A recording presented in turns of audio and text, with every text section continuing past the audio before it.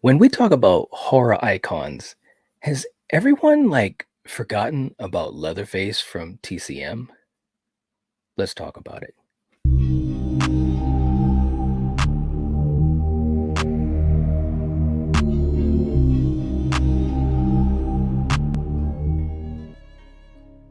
What's going on, guys?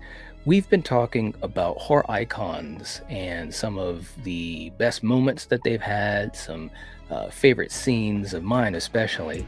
And what I wanted to talk about was a horror icon, in my opinion, who has kind of been not talked about that much, kind of left in the dust a little bit.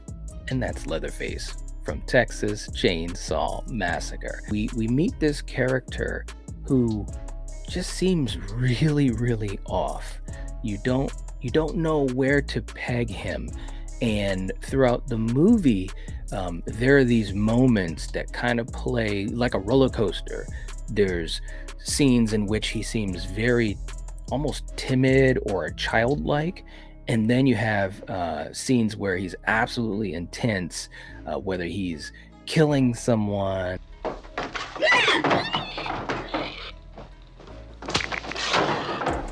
or capturing someone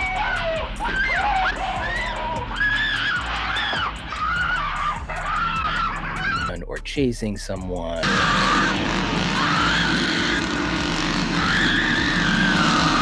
and especially with a chainsaw. So it kind of came to my mind that at least the original intention of Leatherface had this air of mystery, this sort of, you really can't peg him. You can't put him in one box, which I absolutely find fascinating. And especially in the original movie, I mean, there were these scenes where, he was just flipping on a dime. When you think about when he's first revealed in the house, you get a sense that he's actually just trying to protect his property, which, of course, that's not the right way to do it, but he does it anyway. And so there's this intensity that he has, but he's not like on a revenge tour. He's not stalking his victims. He's not wronged and then trying to find some sense of justice or anything like that. He just is. And there's moments where we see these different sides of him. Now, the interesting thing about Leatherface is that throughout the sequels of the Texas Chainsaw Massacre franchise, you've seen more flavors of him. You've seen like the side of him where he's motherly. You've seen the side where he's more comical. You've seen the side where he's absolutely kind of more in the vein of a regular horror character.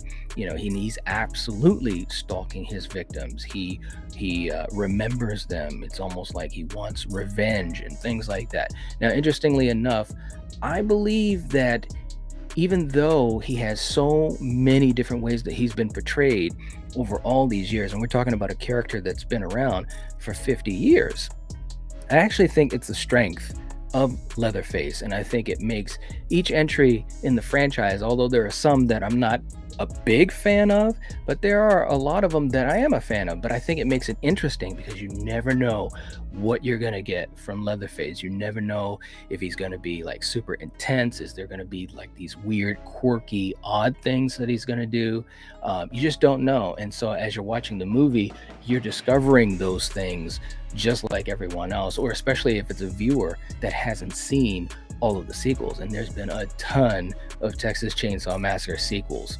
Now, to me, when we talk about the original movie, I think personally the scariest moment, or at least one of the moments that sticks out in my mind the most, is when he's chasing Sally. It's a scene that starts off where you're already on edge because you've already seen Leatherface and you've already seen him kill two people. And these guys, Sally and her brother and the friends, they're just stuck. They're stuck. They don't have any way to get out of where they're at. They're in the middle of nowhere in Texas. And it's kind of like, okay, what's going to happen? And then it becomes nighttime, and boom, Leatherface appears, and it's like, oh no, it's on. He's got the chainsaw, and he's literally coming right after Sally. Now it's interesting because Gunnar Hansen, he was a very big person, and I remember seeing this as a kid, and you're already invested in Sally as a character. And and Marilyn Burns was absolutely fantastic in this role. But she's in the dark, she's in like a grassy wooded area, not really having anywhere to go. There's no place where she's necessarily going to be safe. As the viewer, that's what you're thinking. And she's being chased by Leatherface, and the way that it was shot, the way that Toby Hooper, crafted these scenes, it was so awesome and so scary because you can see Gunnar as Leatherface. It looks like he's literally right behind Sally.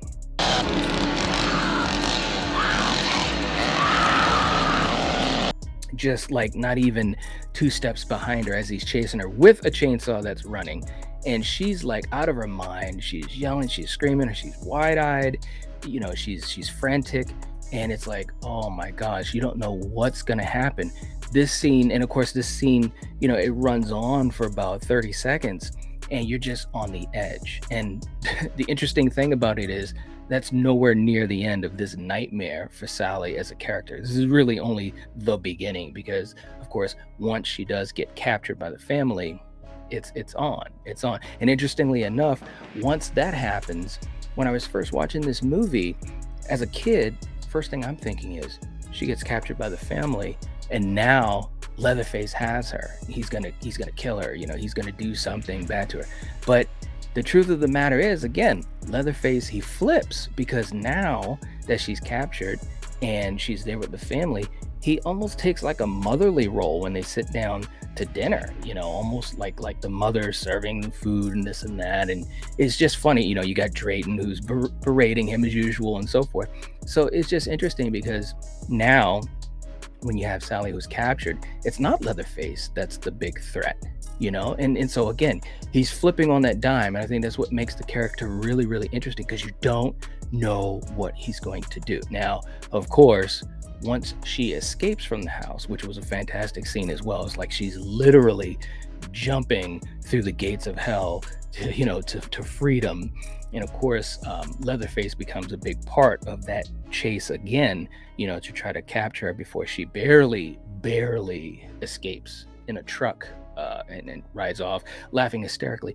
But going back, the thing about Leatherface flipping on that dime and you don't really know what to expect from him, it made me come to a realization, like for me, some of my most favorite characters, especially when we talk about horror, you don't know exactly what to expect from them. They're interesting. They keep you on the edge of your seat. If you look at characters like Art or especially Michael Myers, we've talked about Michael Myers in this mini series of talking about horror icons. With Michael, you don't know what's going to happen. There's a mystery. There's no way to reason why he's doing what he's doing. And Leatherface, he falls into that category quite a bit too, because you don't really know why he does what he does. And to me, that makes him as a character very interesting. And as you're watching any of these Texas Chainsaw Massacre movies, you really don't know when it's going to happen. You don't know when you're going to hear the buzz of that chainsaw going. You don't know if he's going to be chasing you, if he's just going to be there. It's all to create more tension, to keep you on the edge of your seat. So for my own taste, I think Leatherface is an absolute legend as far as being a horror icon.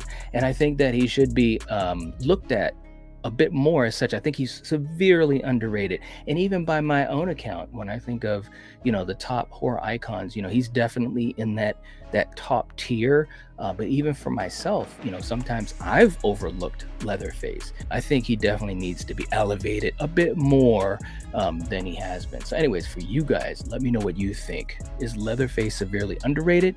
Is he where he should be? Are you a fan of the Texas Chainsaw Massacre franchise? Which movies do you like? Which movies do you not like? Let me know in the comment section down below and we can talk about it. Don't forget to hit the like button. It would help support the channel. And I'll catch you guys later. If you're watching this, if you're listening to this, you are the Night Watch. Peace.